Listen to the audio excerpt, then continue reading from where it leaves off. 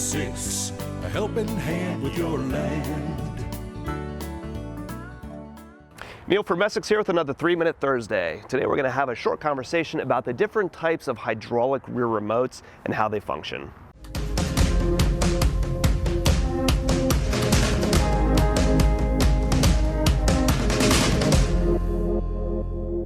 You may look at the back of a tractor and see a rear hydraulic outlet and assume that they're all the same, and really that couldn't be further from the truth.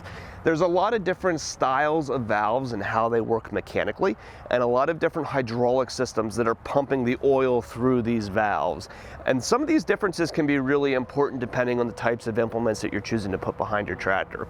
So first, in the mechanical sense, there's a lot of different ways that these valves can work. The cheapest and least expensive valve is called a spring center valve, where you'll have a simple lever, and when you press it forward or back and let go of it, it pops right back to the center position.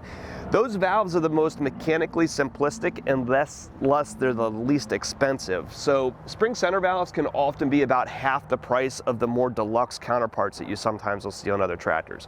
Spring centers don't have any kind of float function or hold open function, and thus can limit you in certain applications, right? You can't float a spring center in order to raise your transport wheels, or you can't lock it open for constant flow.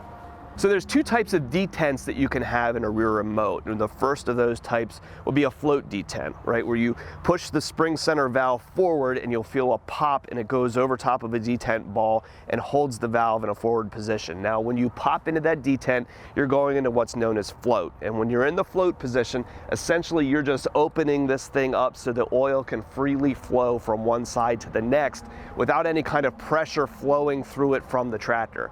Now, typically float valves are usually used in order to do transport wheels. You know, if you have a transport system on a disc or something, you can throw it in a float position so it just drops to the ground, allowing the wheels to move freely underneath of it. Guys will often use it too in top and tilt kits. If you want the tilt of the top cylinder in order to be able to move on its own without any kind of input from the tractor to, say, grade or contour something, a float detent's a really nice way to do that. The second way is a self-canceling detent. Now, a self-canceling detent is going to allow you to take that valve and push over the detent, and once the valve comes to a place that the oil starts to dead end, it will pop that thing back into the neutral position. So again, we can go back to that transport wheels that we were talking about before. If you go into your self-canceling position, you can raise your wheels up until the cylinder extends and the valve stops flowing oil, and at that point the valve will jump back to neutral. Now, that's an important thing to have for certain applications, because you don't want that oil to be pushing through bypass or be deadending in there, because it tends to create a lot of heat and stuff in your hydraulic system. So a self-canceling valve can help in those kinds of applications. So mechanically, that's how your valves work, but there's two different systems that are out there that are actually pumping oil into these valve stacks, and that's known as open or closed center.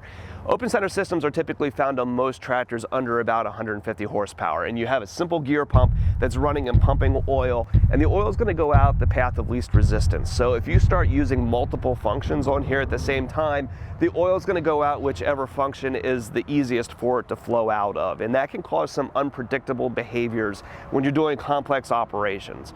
The alternative to that is a closed center system. Now, closed center pumps are typically variable displacement pumps. They can dial their demand up or down depending on the needs and demands of the rear remotes. And so if you need to have, say, constant flow or a constant pressure out a certain outlet, closed center systems are able to deliver that. And they're also usually done with electronic rear remotes, where these things can have a lot of, say, programmabilities to, say, run for 2 seconds and turn off, or have automatic headland functions, and really advanced systems and very demanding and advanced tractors for production agricultural guys. So a lot of interesting systems that you can get into for some really demanding applications. So if you have questions about your hydraulic systems, you're looking for a tractor, or we can help you with parts or service needs, give us a call at Essex. We're available at 800-222-3373 or online at Essex.com.